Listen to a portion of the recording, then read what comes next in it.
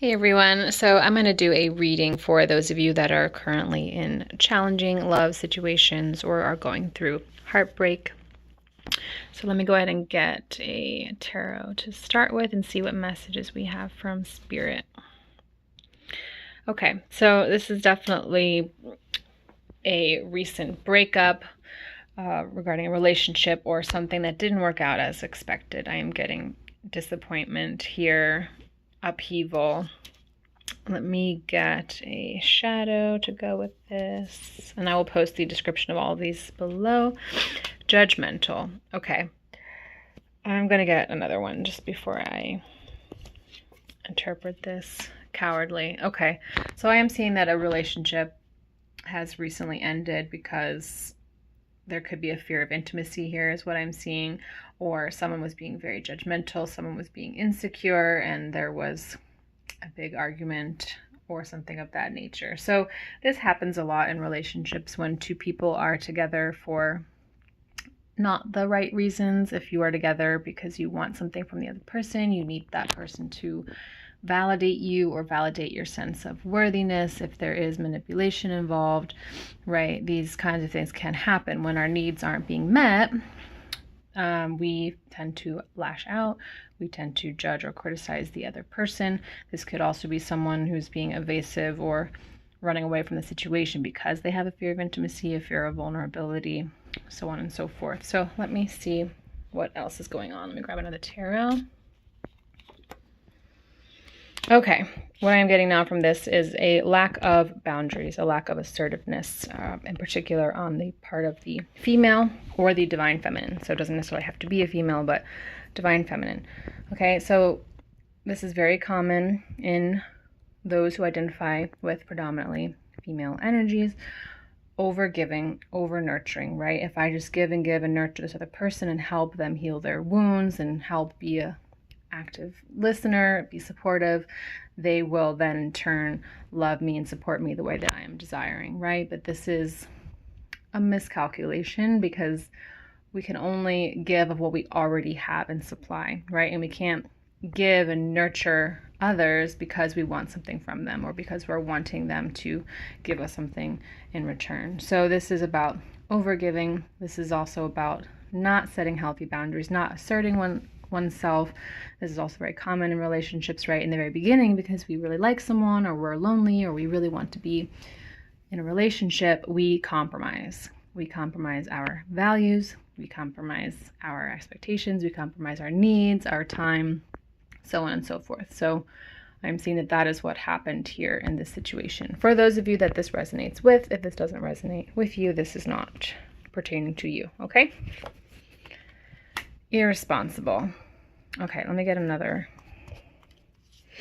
one for this. Misguided. Okay, yeah, so I am seeing on the part of the female in this situation, or the divine feminine, we entered into this relationship because we wanted that person to fulfill our needs, because we needed to be validated in some way. The reasons why we entered into the relationship were not ideal, right? The best way to enter into a relationship is simply because you love that person and accept them for who they are, because you want to co-create together in a partnership. You want to both bring what you already have in abundance to the table so that you can share it, and you have already kind of assessed that person, their character, their morals and values, and decided that they are in line with yours, and you see yourselves going in a similar direction, right? And most people don't do this. Many of us enter into relationships for not the right reasons. It's perfectly human. There's no need to feel judged by that. But I am saying that this relationship was not entered into for the best reasons, right? We were wanting someone to fulfill our needs. Let me get another card here. Okay, this could be about letting go of the past. This could possibly be a karmic relationship or a karmic cycle that is now finished. So let me get a couple of shadows with this. Unlovable. Okay, yeah, this is what I'm getting is this is a past life or early childhood karmic issue that we are resolving with this person, or that we have the opportunity to resolve if we haven't done so already, regardless of whether the relationship is still happening. This is something that we can resolve on our own. So I am seeing this is something having to do with karma. In the past, we fell into a pattern of seeking out others to validate us, to love us, to help us to feel worthy, right? And these are things that, as hard as it can be to grasp sometimes, these are things that we can only find in ourselves and in spirit, in the divine. We have everything we need within us to feel happy, fulfilled, and deeply loved. And when we start looking outside of ourselves for things, it's when we fall into a trap. So I am seeing this as a karmic cycle. Whether or not you resolved it with this person or not, you can still do so now within yourself. So thinking about the ways that person didn't meet your expectations. Think about the ways you realized you were misguided and what you were hoping you would get from them, right? Think about the ways that you were judging this person, because these are all projections. So whatever ways you were judging them or discovering that expectations weren't being met or they weren't giving you something that you needed, those are things that you need to provide for yourself.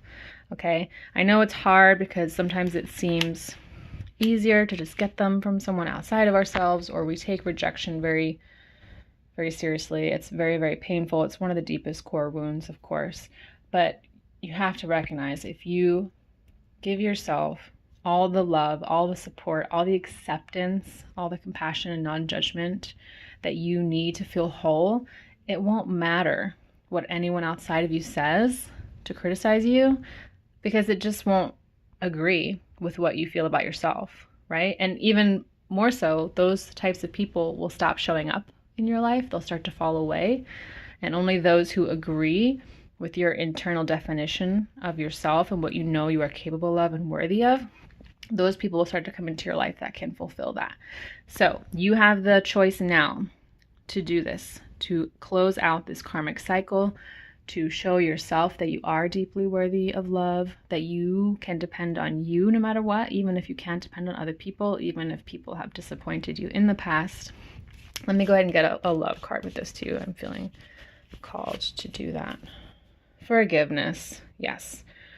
Nothing can be gained by holding on to past disappointments. Okay, this is the thing, because if you don't let go, if you don't forgive, if you hold on to bitterness and resentment, guess what? You're going to have to come back again.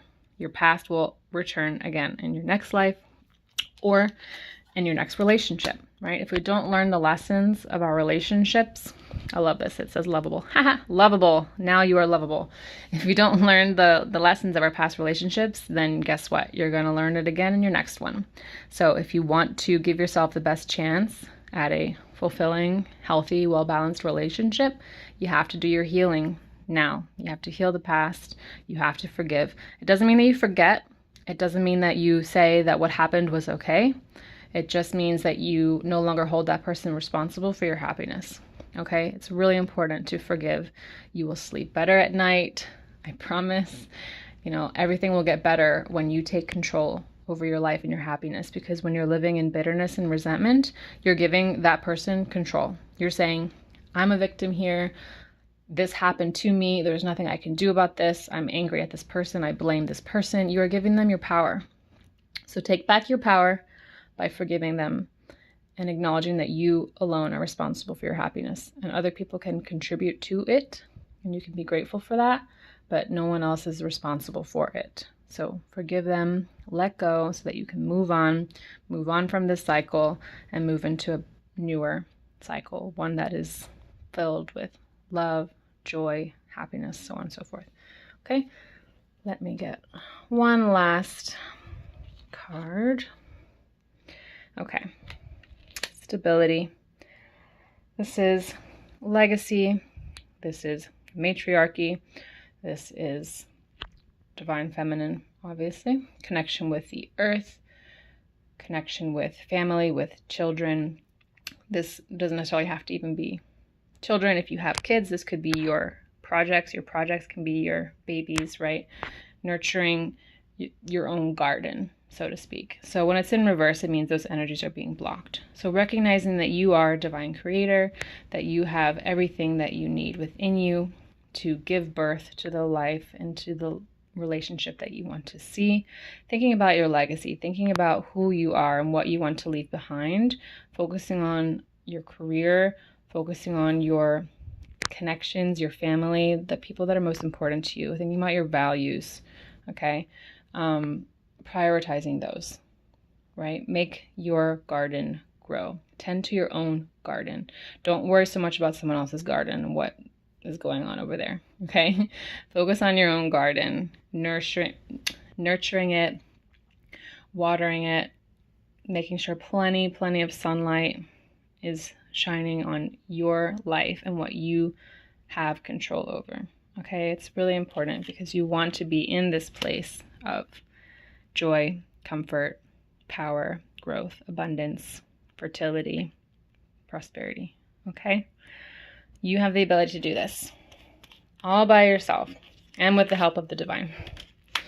Medicating. Okay, so what I am getting from this too is making sure you are staying grounded.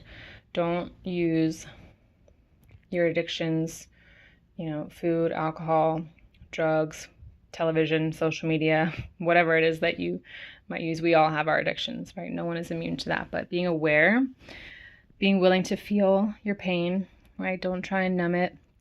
Feel your pain, acknowledge it, show yourself compassion for what you're going through so that you can move on, because we need to stay grounded. We really need to stay grounded.